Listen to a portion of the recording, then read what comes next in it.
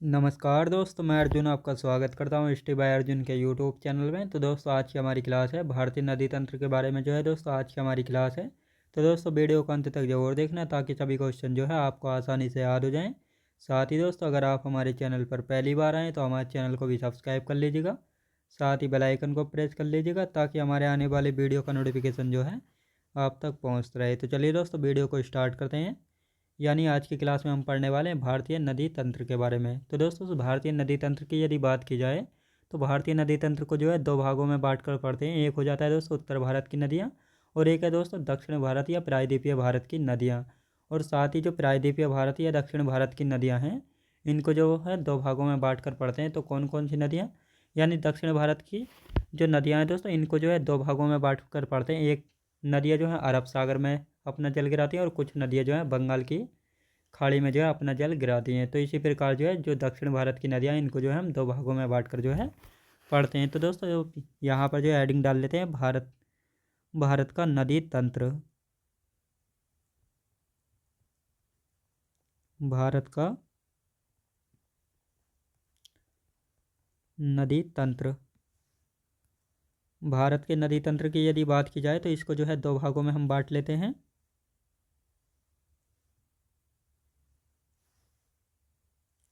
ये हो जाता है उत्तर भारत की नदियाँ।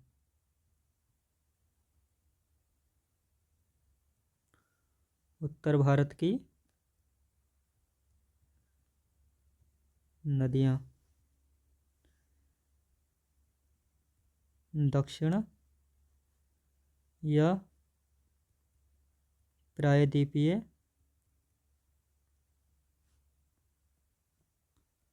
भारत की नदियाँ। यानी हम भारत की नदियों को जो भारत का नदी तंत्र है इनको दो भागों में बांट कर पढ़ते हैं। उत्तर भारत की नदियाँ और प्रायद्वीपीय या दक्षिण भारत की नदियाँ। अब दोस्तों प्रायद्वीपीय भारत की नदियों को भी दो भागों में बांट लेते हैं। तो ये दो कौन कौन से भाग हैं तो इनको यहाँ पर लिखेंगे। अरब सागर में जल गिराने वाली नदियाँ। और ये हो जाता है दोस्तों बंगाल की खाड़ी में गिराने वाली नदियाँ। बंगाल की खाड़ी में जल गिराने वाली नदियाँ। तो यहाँ पर बात की जा रही है दोस्तों भारतीय नदी तंत्र की। यहाँ पर बात करते हैं तो भारतीय नदी तंत्र को दो भागों में बांट कर पढ़ते हैं। उत्तर भारत की नदियाँ और दक्षिण भारत या प्रायद्वीपीय भारत की नदियों के बारे में जानेंगे। तो दोस्तों जो उत्तर भारत की नदियाँ हैं इसमें हम कौन कौन सी नदी तंत्र के बारे में जानेंगे तो इसको देखेंगे। यहाँ पर पढ़ेंगे दोस्तों गंगा नदी तंत्र। गंगा नदी तंत्र के बारे में पढ़ेंगे। सिंधु नदी तंत्र के बारे में पढ़ेंगे और ब्रह्मपुत्र नदी तंत्र के बारे में उत्तर भारत की नदियों में पढ़ेंगे। याद रखें दोस्तों। और दक्षिण भारतीय या प्रायद्वीपीय भारत की यदि बात की जाए तो इनको दो भागों में बांट लेते हैं। एक प्रकार की ऐसी नदियाँ जो कि अरब सागर में अपना जल गिराती हैं और दूसरी नदियाँ हैं जो कि बंगाल की खाड़ी में अपना जल गिराती हैं। तो दोस्तों इसको मैप बनाकर समझ लेते हैं। तो दोस्तों ये है हमारा उत्तर भारत। उत्तर भारत में दोस्तों दक्षिणी भारत, ये हमारा दक्षिणी भारत हो गया है।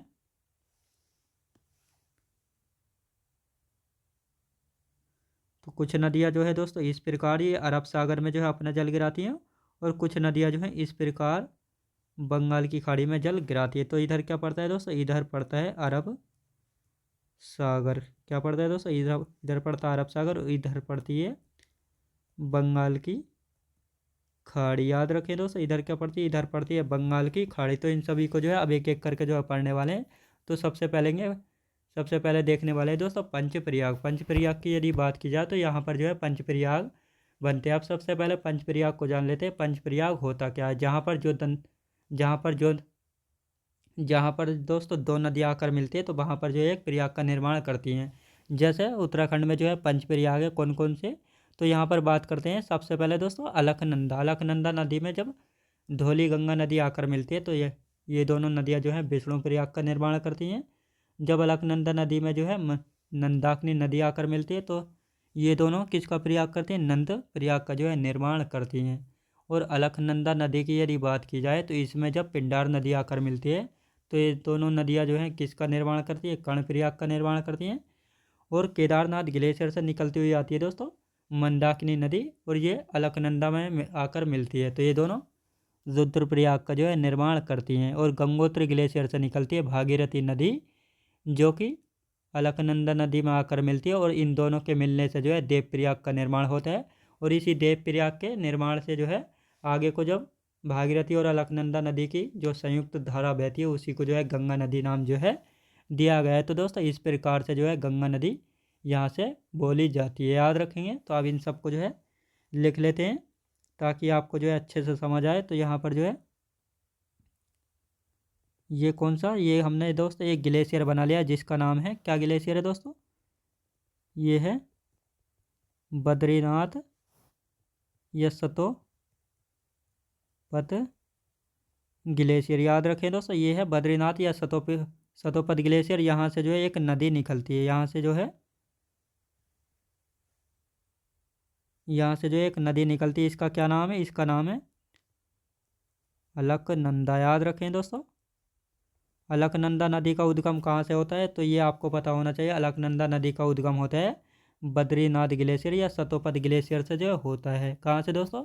अलकनंदा नदी का उद्गम जो है बद्रीनाथ या सतोपत ग्लेशियर से जो है होता है। ये आपको अच्छे से जो है याद रखना है। और इधर की यदि बात की जाए तो यहाँ पर जो है एक ग्लेशियर और पड़ता है जिसका नाम है केदारनाथ ग्लेशियर। लिखेंगे केदारनाथ ग्लेशियर, ये निकलता है दोस्तों केदारनाथ ग्लेशियर। और एक इसके नीचे पड़ता है, यानी ये पड़ता है दोस्तों इधर। तो ये कौन सा ग्लेशियर है? यदि इसकी बात की जाए तो ये गंगोत्री ग्लेशियर है। ये है गंगोत्री ग्लेशियर, जहाँ से जो है भागीरथी जो है निकलती है। याद रखें दोस्तों, भागीरथी निकलती है और ये अलकनंदा नदी में मिलती है। ये दोनों मिलकर जो है देवप्रयाग का निर्माण करती है, और यहीं से जो है इन दोनों की संयुक्त धारा को जो है गंगा नदी जो है कहा जाता है। याद रखें दोस्तों, आप कौन कौन सी नदियाँ निकलती है तो यहाँ पर बात करते हैं। तो दोस्तों यहाँ पर जो है एक इधर से आती है दोस्तों, ये नदी आती है जो कि किस में मिलती है? तो ये मिलती है दोस्तों अलकनंदा नदी में। कौन सी नदी आती है? ये आती है दोस्तों धौली। ये है दोस्तों धौली गंगा नदी। धौली गंगा नदी जब अलकनंदा नदी में मिलती है तो ये कौन से प्रयाग का निर्माण करती हैं? तो इसकी यदि बात की जाए तो विष्णु प्रयाग का निर्माण करती हैं। किसका दोस्तों? विष्णु प्रयाग का निर्माण करती है। तो ये भी आपको पता होना चाहिए कौन सी नदी जो है विष्णु प्रयाग का निर्माण करती है। तो दोस्तों यदि इसके नीचे की ओर बात की जाए तो इसके नीचे नंदाकिनी नदी, कौन सी? ये आती है दोस्तों नंदाकिनी नदी। नंदाकिनी नदी जब किस में आकर मिलती है? अलकनंदा नदी में आकर मिलती है। तो ये कौन से प्रयाग का निर्माण करती हैं? तो ये भी आपको पता होना चाहिए, नंद प्रयाग का जो है निर्माण करती है। याद रखें दोस्तों, नंद प्रयाग का निर्माण कौन सी दो नदियाँ करती हैं? तो जब अलकनंदा नदी में जो है नंदाकिनी नदी आकर मिलती है, तो ये कौन से प्रयाग का निर्माण करती हैं? तो ये जो है आपको पता होना चाहिए, ये निर्माण करती हैं। किसका निर्माण करती हैं? तो ये निर्माण करती है दोस्तों नंद प्रयाग का जो है निर्माण करती हैं। एक नदी और आती है यहाँ पर, ये कौन सी नदी आती है दोस्तों? ये आती है पिंडार नदी। याद रखें दोस्तों, पिंडारी नदी। जब पिंडारी नदी जो है अलकनंदा नदी में आकर मिलती है तो यहाँ पर जो है कौन से प्रयाग का जो है निर्माण होता है? तो कर्ण प्रयाग का जो है निर्माण होता है। लिखेंगे कर्ण प्रयाग का निर्माण होता है। याद रखें दोस्तों, कर्ण प्रयाग का जो है निर्माण होता है। अब ये वाली नदी यानी केदारनाथ ग्लेशियर की यदि बात की जाए तो यहाँ से जो है कौन सी नदी निकलती है?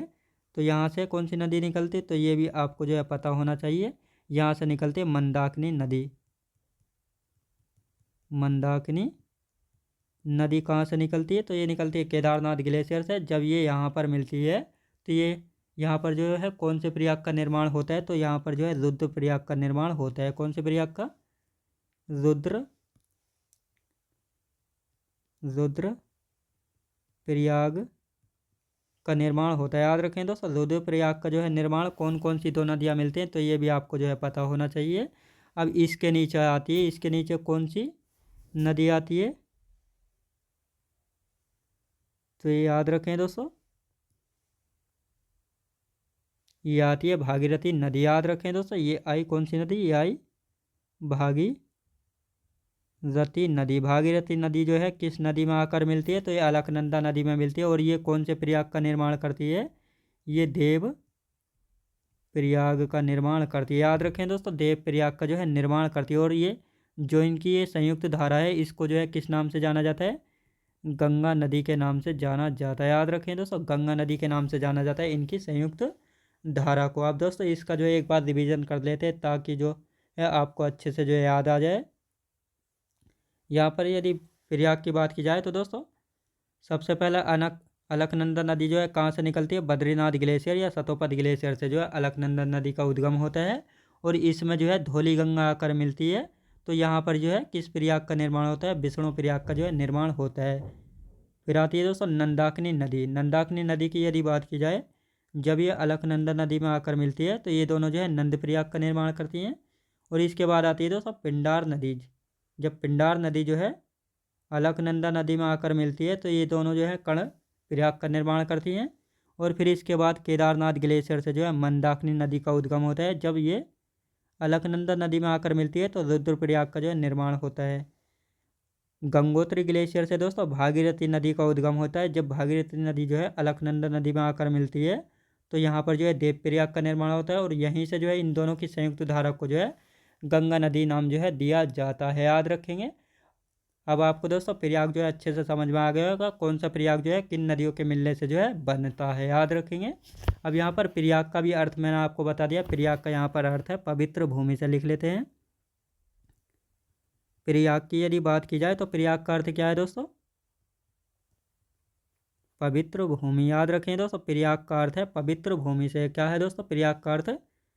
प्रयाग का अर्थ क्या है? पवित्र भूमि से प्रयाग का अर्थ।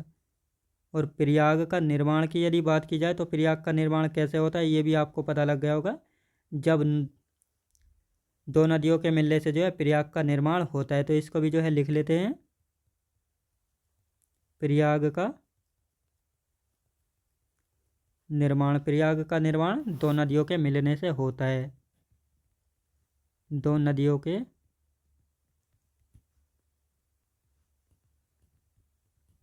मिलने से होता है। याद रखें दोस्तों, यानी प्रयाग का निर्माण जो है दो नदियों के मिलने से जो है होता है। जैसा अभी मैंने आपको बताया है कि जब अलकनंदा और भागीरथी नदी जो है मिलती हैं तो ये कौन से प्रयाग का निर्माण करती है? तो देव प्रयाग का जो है निर्माण करती हैं। गंगोत्री ग्लेशियर की यदि बात की जाए तो गंगोत्री ग्लेशियर से कौन सी नदी का उद्गम होता है? ये भी आपको जो है अच्छे से पता होना चाहिए। केदारनाथ ग्लेशियर से कौन सी नदी का उद्गम होता है? अभी मैंने आपको बताया, ताकि आपको जो है अच्छे से याद हो जाए। तो यहाँ पर लिखेंगे गंगोत्री। गंगोत्री ग्लेशियर की यदि बात की जाए तो यहाँ से जो है कौन सी नदी का उद्गम होता है दोस्तों? भागीरथी नदी का उद्गम होता है। भागीरथी नदी का जो है उद्गम होता है। केदारनाथ ग्लेशियर की यदि बात की जाए, केदारनाथ ग्लेशियर की यदि बात की जाए तो दोस्तों यहाँ से जो है किस नदी का उद्गम होता है? मंदाकिनी नदी का। कौन सी का?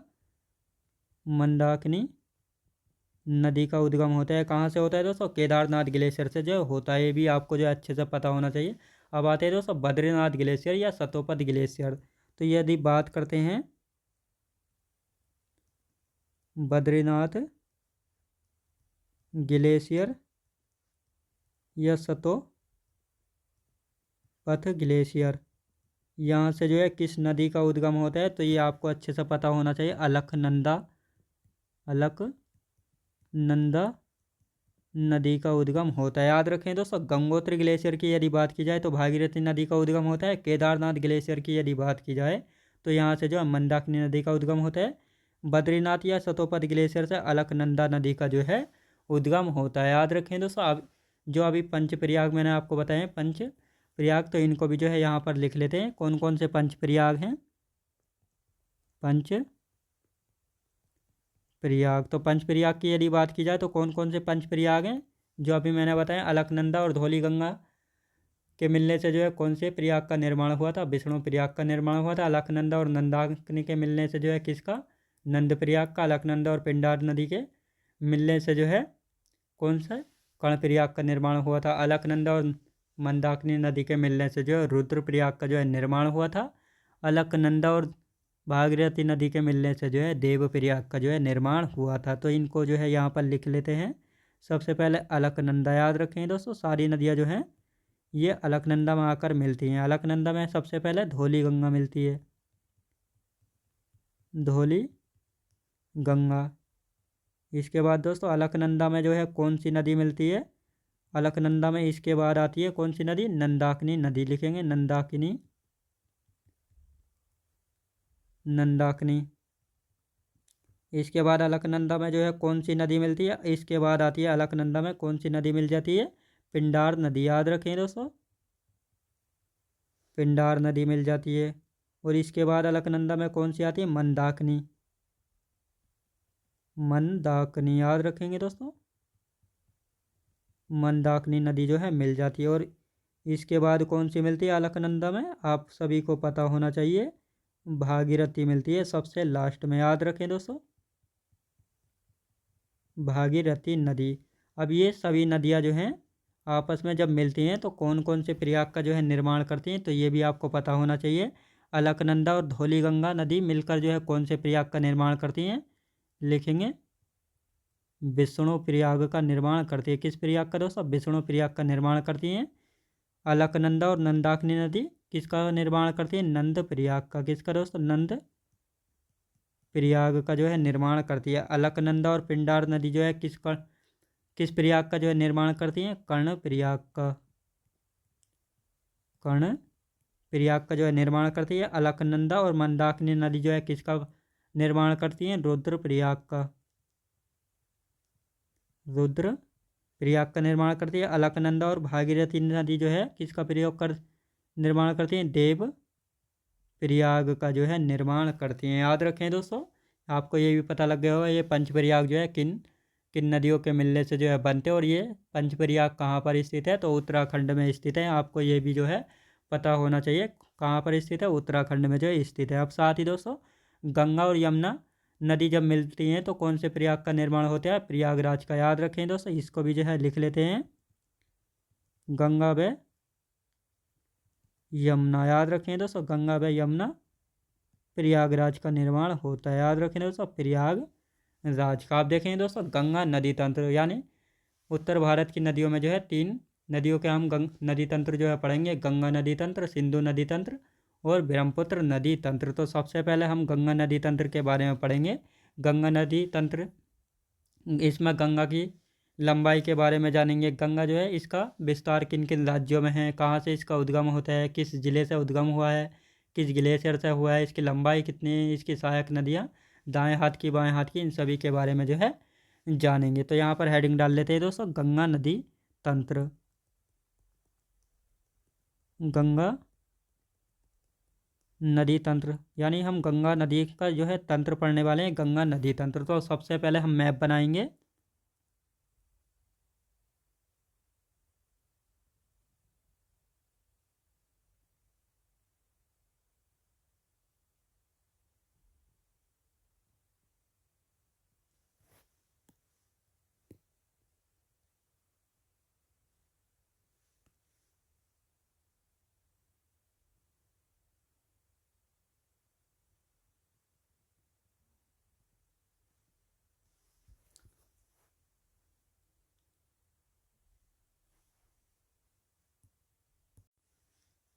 गंगा नदी तंत्र के बारे में जो है जान लेते हैं दोस्तों। सबसे पहले हमने एक मैप जो है बना लिया है। अब देखेंगे दोस्तों गंगा की कौन कौन सी सहायक नदियां हैं और गंगा नदी जो है कहाँ से निकलती है। तो दोस्तों यहाँ से जो है गंगा नदी का जो है उद्गम होता है। याद रखें दोस्तों, यहाँ से जो है गंगा नदी का जो है उद्गम होता है। ये हमने जो है एक मैप जो है बना लिया। अब कौन कौन सी नदियाँ इसमें आकर मिलती हैं तो इन सभी को जो है अच्छे से जानेंगे। तो दोस्तों ये कौन सी नदी है? तो ये है गंगा नदी। कौन सी नदी है? ये है गंगा नदी। अब इसमें जो है कौन कौन सी, तो यहाँ की यदि बात की जाए तो यहाँ से जो है ये मिलती है दोस्तों रामगंगा नदी। याद रखें दोस्तों, ये है रामगंगा नदी कौन सी नदी है? ये है रामगंगा नदी। तो इसको लिखेंगे यहाँ पे रामगंगा नदी। रामगंगा नदी के नीचे जो है यहाँ से निकलती है कौन सी नदी?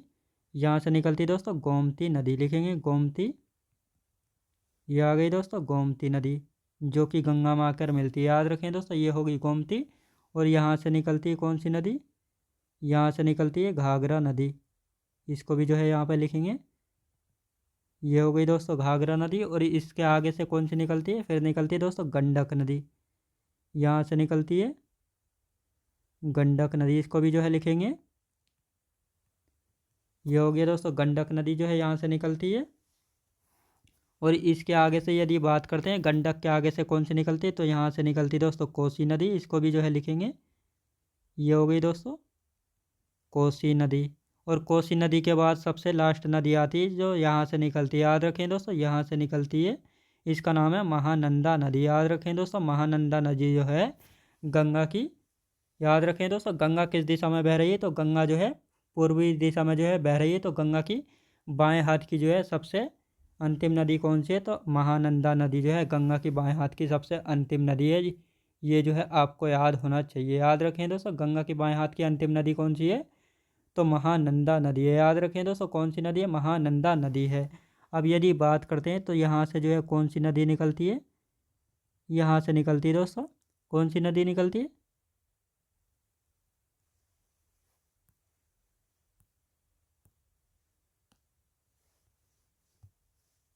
तो ये आ गई दोस्तों यमुना नदी। याद रखें दोस्तों, ये कौन सी निकलती है? ये है यमुना नदी। याद रखें दोस्तों, यमुना नदी की यदि बात की जाए तो गंगा की सबसे लंबी सहायक नदी है कौन सी? ये आ गई दोस्तों यमुना नदी। और यमुना नदी के यहाँ से नीचे से निकलती है कौन सी नदी? ये हो गई दोस्तों सोन नदी।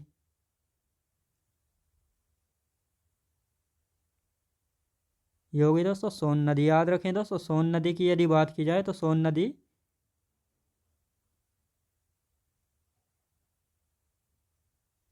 ये हो गई सोन नदी। याद रखें दोस्तों कौन सी है? ये है सोन नदी। सोन नदी की यदि बात की जाए तो किस दिशा में बहती है? उत्तर दिशा में बहती है। आपको ये भी पता होना चाहिए सोन नदी जो है किस दिशा में बहती है? उत्तर दिशा में जो है बहती है। और सोन नदी के नीचे जो है ये नदी बहती है। याद रखें दोस्तों।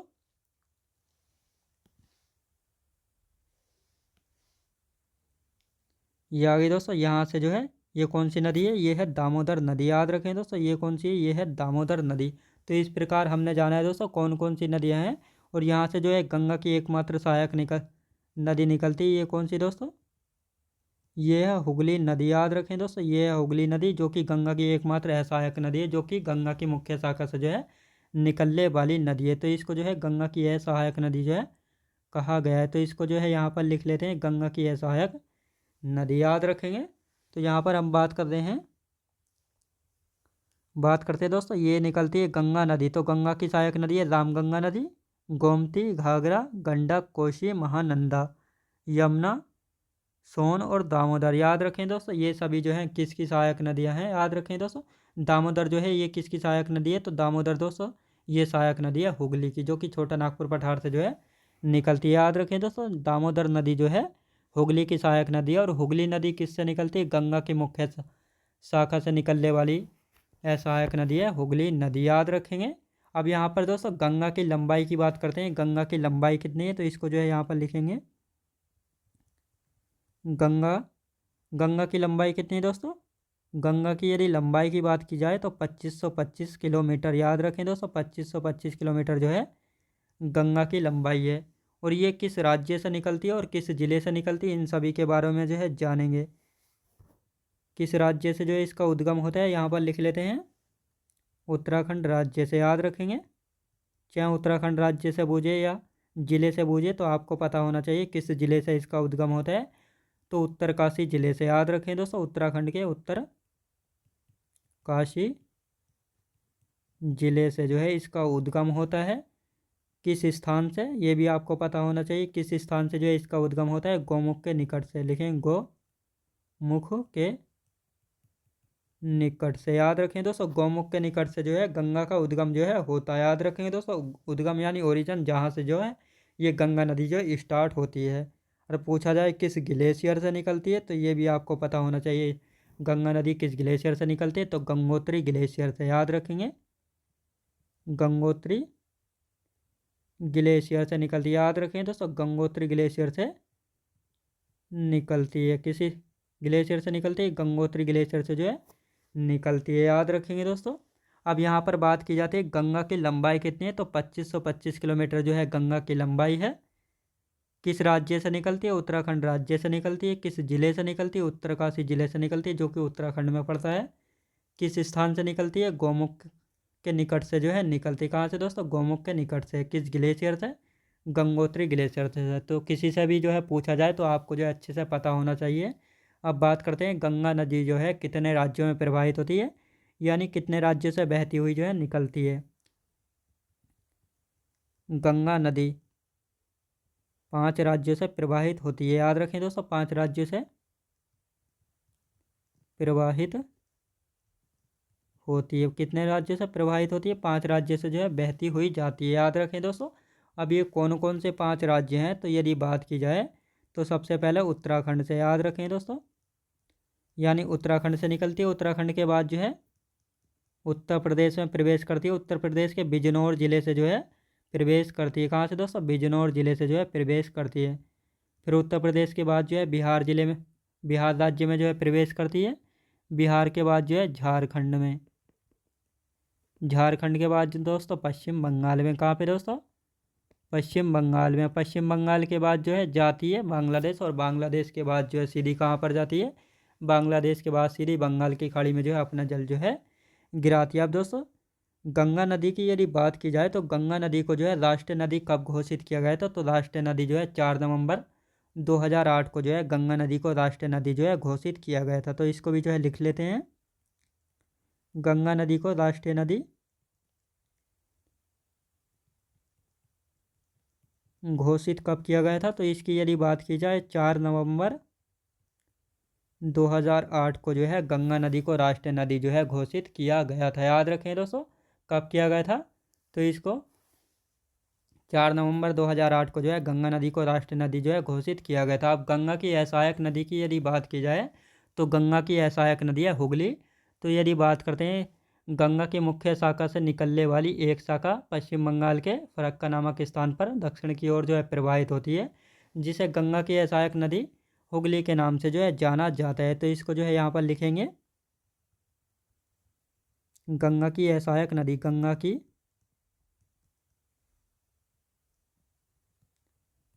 सहायक नदी, गंगा की सहायक नदी है दोस्तों हुगली, याद रखें दोस्तों, गंगा की सहायक नदी कौन सी है? हुगली नदी है। ये आपको जो है पता होना चाहिए। अब इसके बारे में थोड़ा लिख लेते हैं, तो लिखें गंगा की मुख्य शाखा से, मुख्य शाखा से एक शाखा WB यानी दोस्तों वेस्ट बंगाल यानी पश्चिम बंगाल के फरक्का नामक स्थान पर जो है, स्थान पर दक्षिण की ओर प्रवाहित होती है, दक्षिण की ओर प्रवाहित होती है, प्रवाहित होती है, जिसे गंगा की, जिसे गंगा की सहायक, गंगा की सहायक नदी हुगली के नाम से जाना जाता है, याद रखें दोस्तों। अब यहाँ पर यदि बात की जाए तो गंगा की सहायक नदी कौन सी है? हुगली नदी है। तो गंगा की मुख्य शाखा से एक शाखा पश्चिम बंगाल के फरक्का नामक स्थान पर जो है दक्षिण की ओर प्रवाहित होती है, जिसे गंगा की सहायक नदी हुगली के नाम से जो है जाना जाता है। तो ये भी जो है आपको पता होना चाहिए। अब हुगली की सहायक नदी की यदि बात की जाए तो हुगली की सहायक नदी कौन सी है? तो हुगली की सहायक नदियाँ कौन कौन सी, इनको भी जो है लिख लेते हैं। हुगली की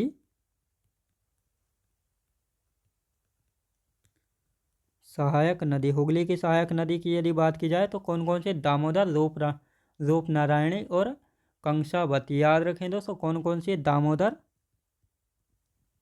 दामोदर और कौन सी दोस्तों, रूपनारायणी, नारायण, रूप नारायणी और वे कौन सी है दोस्तों, इसके बाद आती है कंसावती। याद रखें दोस्तों कंसावती। तो ये तीनों जो हैं किसकी सहायक नदियाँ हैं, हुगली की सहायक नदियों की यदि बात की जाए, दामोदर नदी, रूपनारायणी और कंसावती।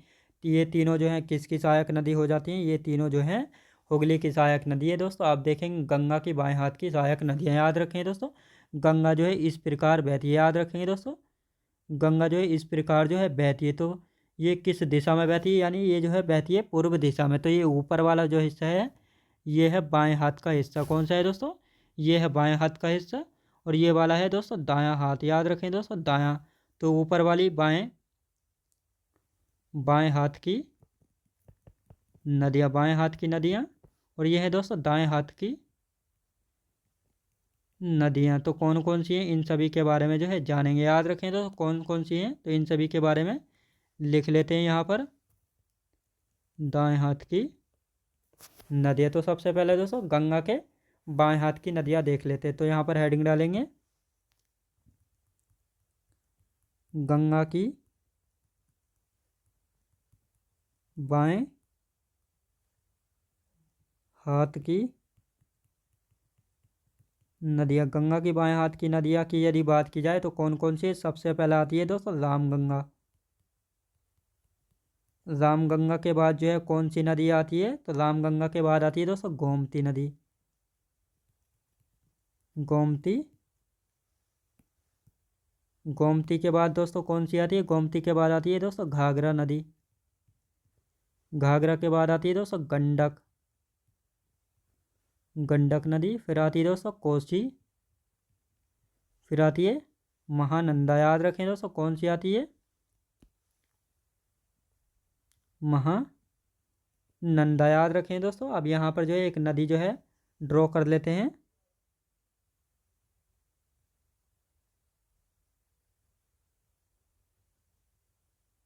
तो ये जो है ये हमने दोस्तों गंगा नदी बना ली। याद रखें दोस्तों ये हमारी गंगा नदी। तो ये कौन सी होगी, रामगंगा, ये हो गई गोमती, और ये घाघरा, गंडक, कोशी और महानंदा। अब दोस्तों दाएं हाथ की तरफ से जो है कौन कौन सी नदियाँ मिलती हैं, तो दाएं हाथ की यदि बात की जाए तो दाएं तरफ से दोस्तों यमुना नदी। याद रखें दोस्तों यमुना, और कौन सी नदी मिलती है, सोन, और कौन सी मिलती है दोस्तों कर्मनाशा, कर्मनाशा, और कौन सी मिलती है पुन। याद रखें दोस्तों पुन। तो ये सभी किसकी हैं, तो ये गंगा की सहायक नदियाँ। याद रखें दोस्तों गंगा की सहायक नदियाँ हैं सभी।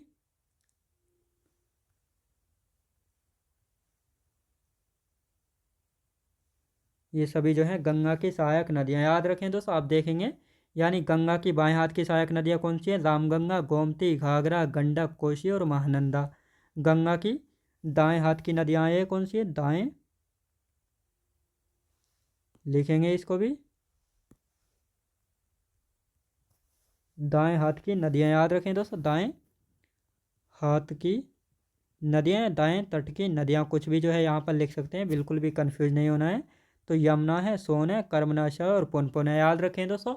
अब यहाँ पर जो है क्वेश्चन किस प्रकार पूछा जाता है, पूछा जाता है सोन नदी जो है किस दिशा में बहती है, तो आपको पता होना चाहिए उत्तर दिशा में। याद रखें दोस्तों ऊपर जो है कौन सी दिशा है, ऊपर है नॉर्थ दिशा, यानी उत्तर दिशा में बहती है। कौन सी नदी बहती है उत्तर दिशा में, सोन नदी। और सोन नदी के ही लिए जो है कौन सा क्वेश्चन आता है कि सोन नदी किस दिशा में बहती है, उत्तर दिशा में बहती है। और यहाँ पर एक क्वेश्चन और बनता है, दामोदर नदी जो है किसकी सहायक नदी है, ये तो आपको पता है हुगली की सहायक नदी है दामोदर नदी, लेकिन किस दिशा में बहती है, तो यहाँ पर इसकी दिशा भी जो है लिख लेते हैं, पूर्व दिशा में बहती है। याद रखें दोस्तों पूर्व दिशा में बहती है। याद रखेंगे, यानी दामोदर नदी जो है किस दिशा में बहती है, पूर्व दिशा में जो है बहती है। याद रखेंगे।